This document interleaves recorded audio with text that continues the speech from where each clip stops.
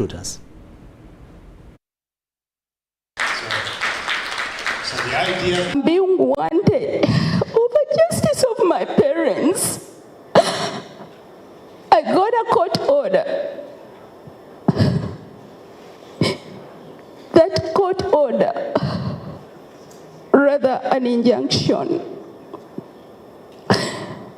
to leave the status quo in the same state as it is. Do watch me see what I do. After getting, for example, her petition, I got it just a few days before I came here. I didn't even have time. I think by the time those people came in, it was towards the end of the day, and Major Matovu insisted that I talk to them. But what I plan to do, number one, we have to, I always involve the security because it's a very risky business that I care about. And once I mobilize the security, we go to the site itself and actually find out where the place is, what happened, inquire from the neighbors, and then we look whether that's now the evidence of the titles which she has, whether she actually has those titles, and then how come that her father who resurrected, to use her term, and then signed transfers. So all those frauds are now identified.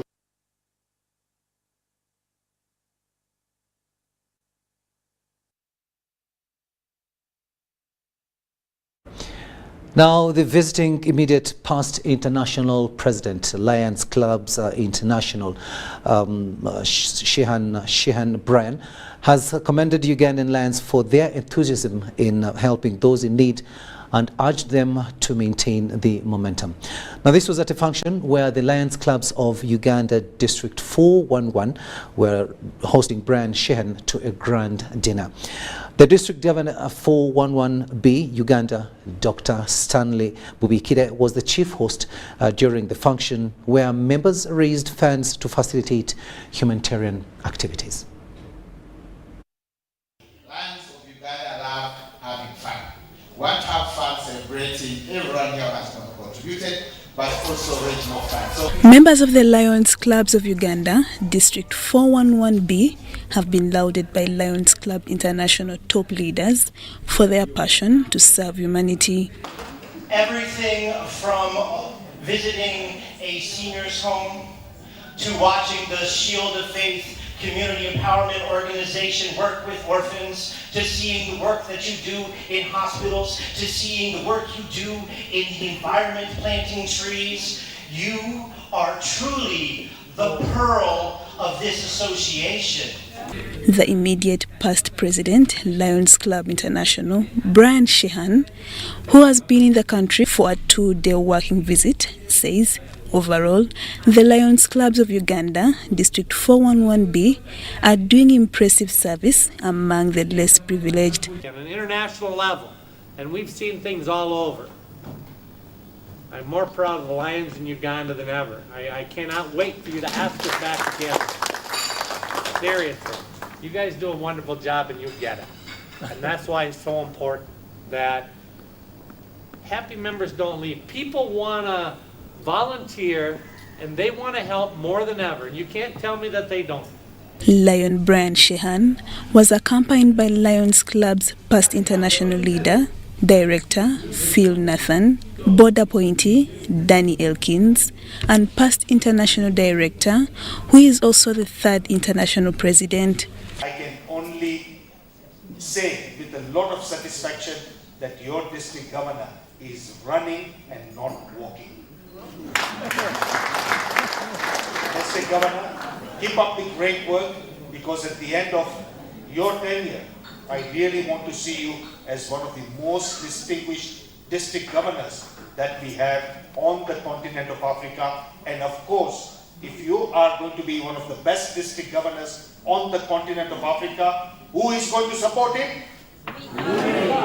During a grand dinner hosted for the visiting Lions Clubs International leaders by the Governor Lions Clubs of Uganda 411B, Dr. Stanley Bubikire and other senior Lions Club leaders in Uganda, the guests, lauded the Lions of Uganda for their services rendered to the needy in communities. Of the Lions of 411B is the biggest that we have ever done as a contribution in one single, what should I call it, quarter. And I can assure you that by the end of the linguistic year, those who have given tonight and those who are yet to give, we shall give our block and you'll feel it at international. Let me assure you of that. The Lions Clubs of Uganda raised funds to facilitate humanitarian activities that include Lions Quest, Side First, Relieve the Hunger, Special Kids Care, Women Empowerment, Environment and Youth Empowerment, among others.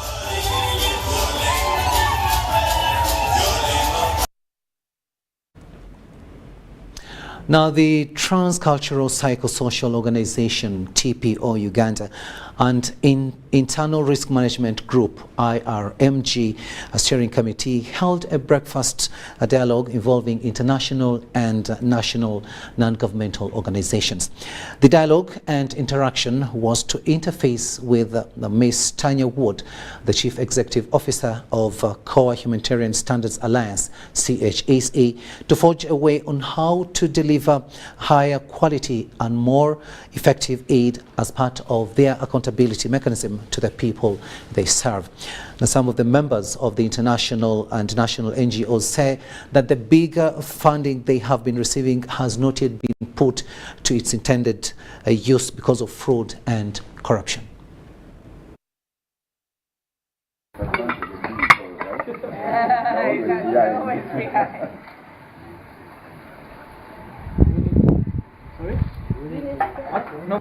Who are registered members of the CH Alliance, and our program is on investigations. And so with that, we've actually partnered with the UN and South as a country is that many of our organizations have policies. They decided to put in place a mechanism that can help all NGOs that subscribe to this particular mechanism to have a uniform position about fraud, about human resource management, about governance. And so we established an institution called Internal Risk Management Group.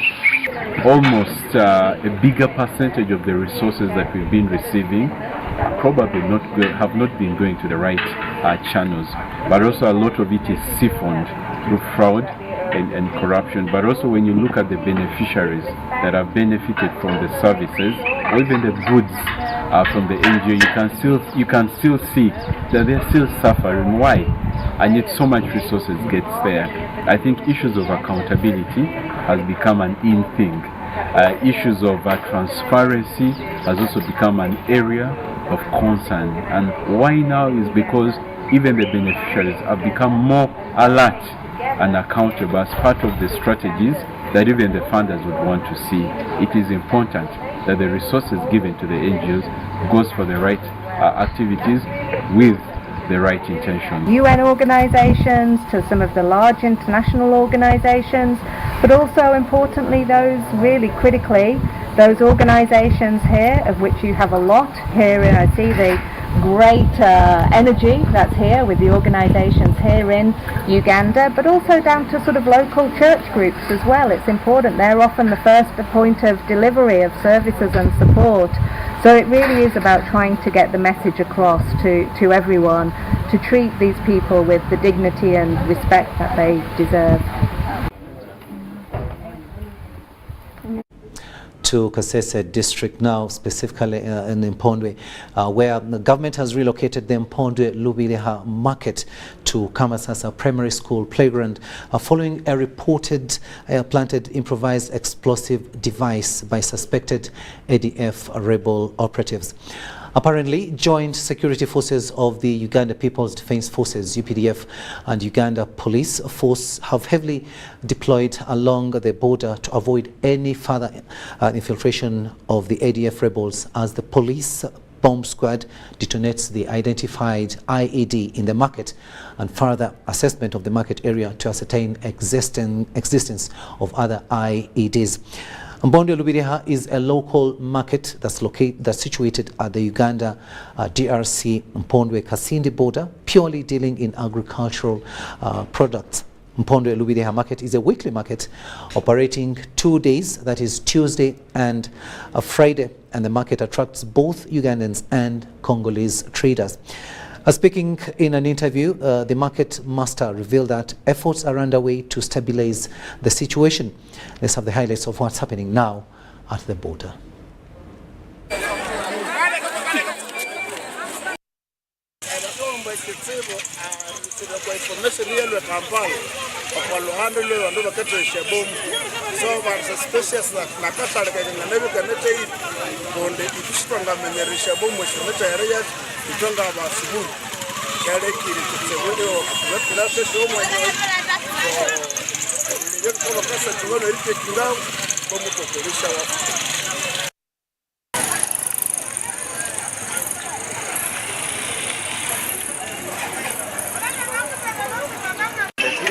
Embera silunje kasita tufunyewo obuzibu mu katale tulaba abantu bavudde mu katale tufunyeemu akabenje abantu batugambe bafunyiddemu ebbomu.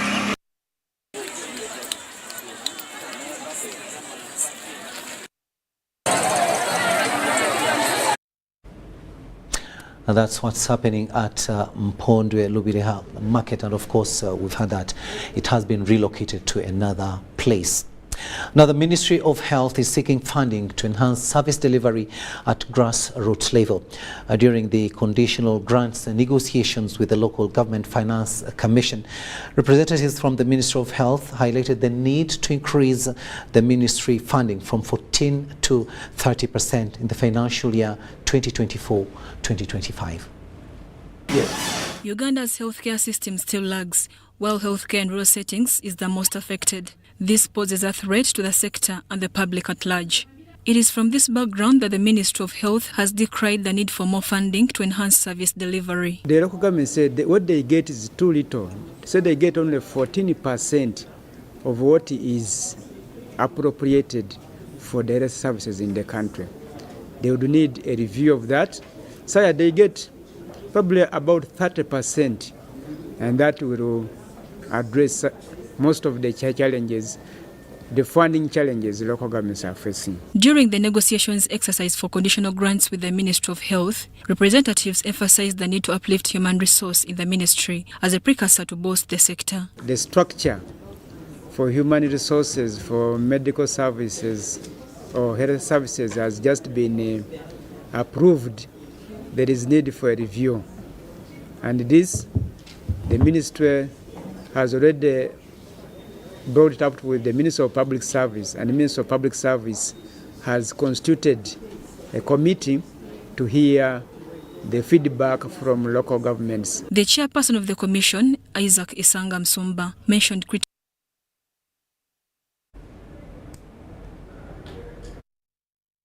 Lunchtime news will now take a short break, but we'll be returning with much more. Do stay with us.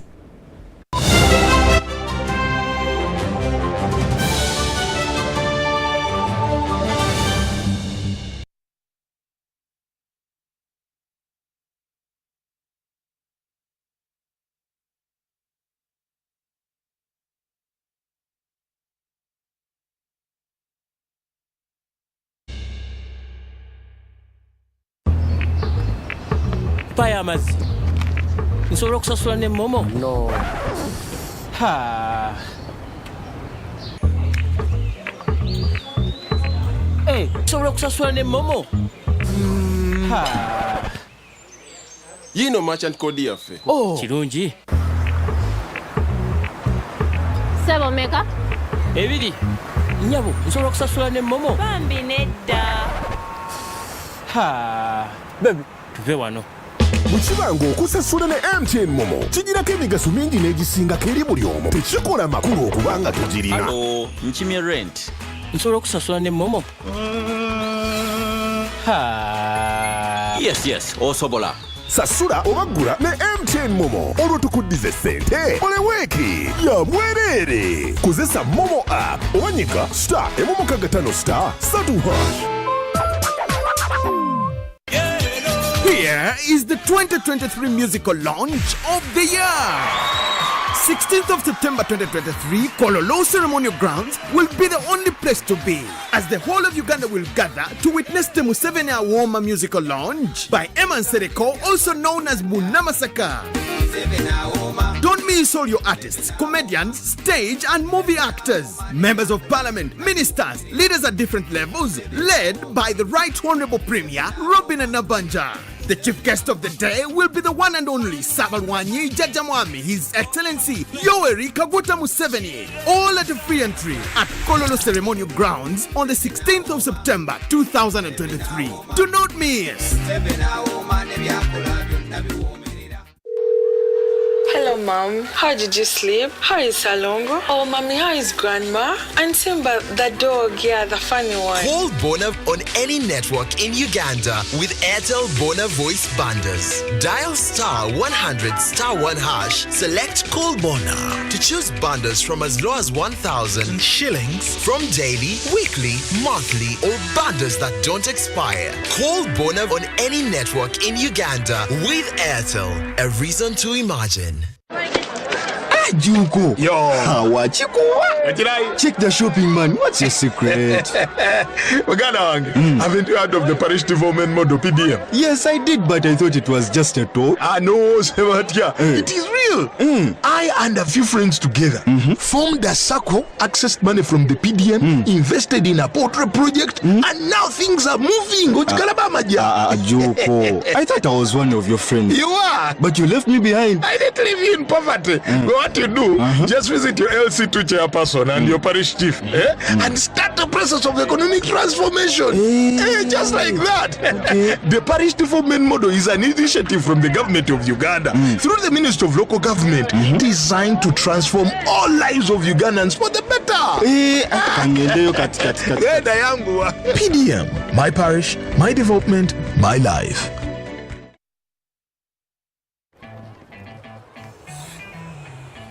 Uncle, you should see London. Oh, my boy. This has been 5 years. You should see Uganda. Yes. Uncle Marcus, this is my former school. Listen, soon there will be more than 1 million children learning like this for free. This is impressive. Do you even have connection out here? Well, we have 100% 4G countrywide. Okay. We even have 5G too. That's approximately 700 billion Uganda shillings in tax, making Airtel one of the largest corporate income taxpayers over the last 5 years, helping build a better Uganda. Today your son saw our new Uganda. Thank you, Uganda, for imagining it with us and making us the fastest growing telecom in the country over the past 5 years. Here is the 2023 musical launch of the year. 16th of September 2023, Kololo Ceremonial Grounds will be the only place to be, as the whole of Uganda will gather to witness the Museveni Awoma musical launch by Eman Sereko, also known as Munamasaka. Don't miss all your artists, comedians, stage and movie actors, members of parliament, ministers, leaders at different levels, led by the Right Honorable Premier Robin Nabanja. The chief guest of the day will be the one and only Sabalwanyi Jajamwami, His Excellency Yoweri Kaguta Museveni. All at a free entry at Kololo Ceremonial Grounds on the 16th of September 2023. Do not miss.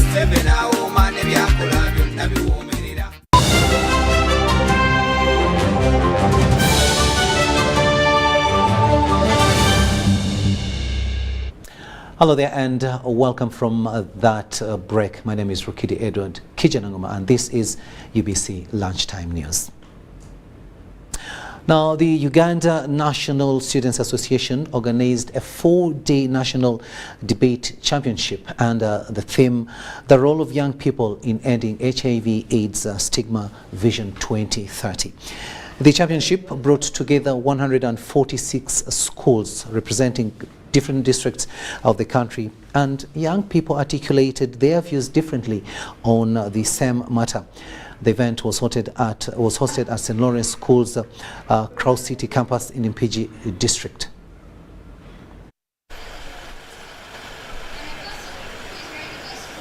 The UNSA, under its constitutional mandate, organized a national debate championship that started on the 28th of August to the 2nd of September under the theme, The Role of Young People in Ending HIV Stigma Vision 2030.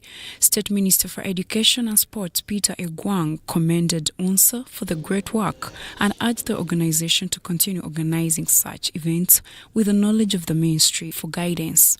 In the same event, Minister also urged the students to also use their talents to develop many other skills.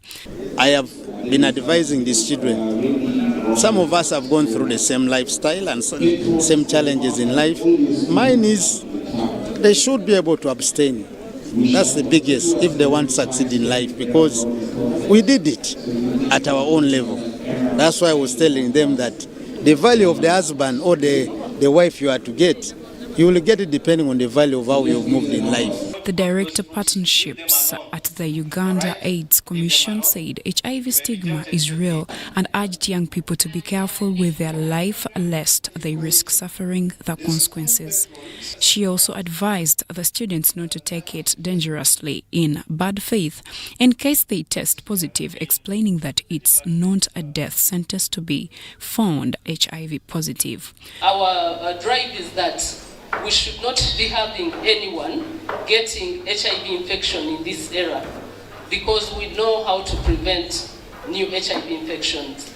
We do have people who are living with HIV, who are born with HIV, like you heard from Gloria, these beautiful ladies, and we must support them to live their full potential. And we shouldn't discriminate anyone. But for those of you who don't have HIV, do your very best to not to get the new HIV infection. Story compiled by Austin Sima. World leaders, policy makers, climate experts and activists, civil society and the business community are meeting in Nairobi, Kenya for the Africa Climate Summit. Now the goal is to build synergies and fast-track the adoption of practical solutions to address climate change. Dennis Sigoa is in Nairobi and filed the following report. Climate change has attracted a summit for leaders, the business fraternity, climate change activists and experts to discuss mitigation and adaptation issues. The global meet will address the increasing exposure to climate change and its associated costs to Africa and the globe.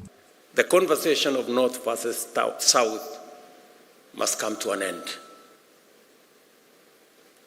Who did what? Is not a conversation that we have the luxury to engage in, because when the apocalypse happens, it will happen for all of us. We are not isolated. We are following the global agenda. Although we are not the polluters, our responsibility is just 4%, but we cannot isolate, because the climate issue, it's really affecting all of us globally, the planet, and we need a sound planet for the next generation. Everybody seems to be interested in the climate change discussions. Then the issues of capacity, skills, knowledge with regard to climate is very important. We need also to bring on board our government in terms of project preparation. Climate issues are very new. So we are going to create awareness to the communities, to schools, as we have been doing it for some good years now, like creating awareness to schools, planting trees. Trees, they really help a lot as you know, trees, they act as carbon sink. The Africa Summit is a platform to inform and influence commitments, pledges and outcomes leading to the development of the Nairobi Climate Declaration. A legislator, Omara Tubo, articulates some of Uganda's interests at the summit. What amazes me is when the international community talks about moving away from the use of fossil fuel while they still continue to invest, and they don't want Africa also to tap from their resources. So that's why I'm saying that we must balance. How do we transition from the use of fossil fuel to the use of smoother sources of energy? It must be a smooth transition. Some eco-friendly and climate-smart solutions and innovations are showcased at the expansive exhibition center. The goal of these exhibitions at KICC is to provide opportunity for interaction, learn, and adoption of practical solutions. As long as you have your charger, you just plug and then you just put and then you plug on the socket. So you can charge it from the office, you can charge it from the house, you can charge it anywhere. The security light over here, on that particular end we have a solar powered TV, and then we have e-cooking solutions that comes with an induction cooker and an electric pressure cooker. The summit has however put Kenya on the spotlight due to the bureaucratic accreditation process.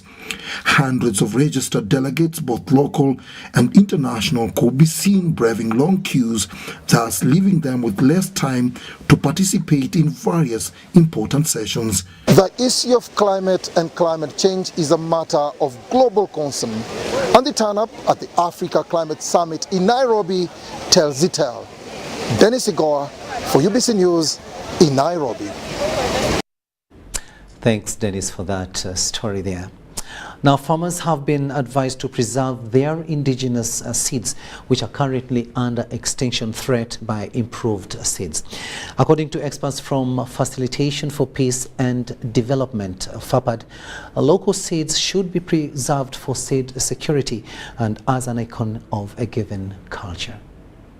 They tried to bring a millet variety which you can just... The indigenous seeds have in the recent past faced threats of extinction with the mushrooming supplies of fast maturing seeds. The improved seeds are said to be high yielding with high resistance to pests and diseases.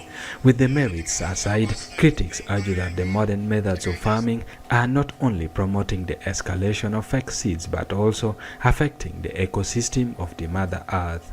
They argue that the indigenous practice did not affect the environment and that the seeds also define the culture of a place. It's from the generations we are used to sharing these seeds, and we can replant them all the time and we can choose what we want to plant. Our cultural seed and food continue to exist.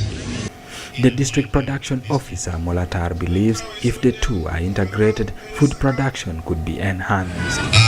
We are also aware of the challenge with GMOs, genetically modified, and this is one of the ways of mitigating such effect and making our production very sustainable, particularly when we integrate it with culture, with seed fair and food. The recent change in climate has posed a big threat to food production with unstable season and prolonged droughts. And our climate threats are two. During rain we receive flood. During dry season then we receive also serious drought. One week amouti pochi wa me put pe riong etukato. Unu one go plan opuru. When planting season arrive, fake seeds also flood the markets. In an operation conducted in agro-input shops last month, Lerat district impounded over 5 tons of counterfeit maize seeds. Eto ticha yo jamame petie productive pekeli wa ginori chao. So korukene amebalo lobo. During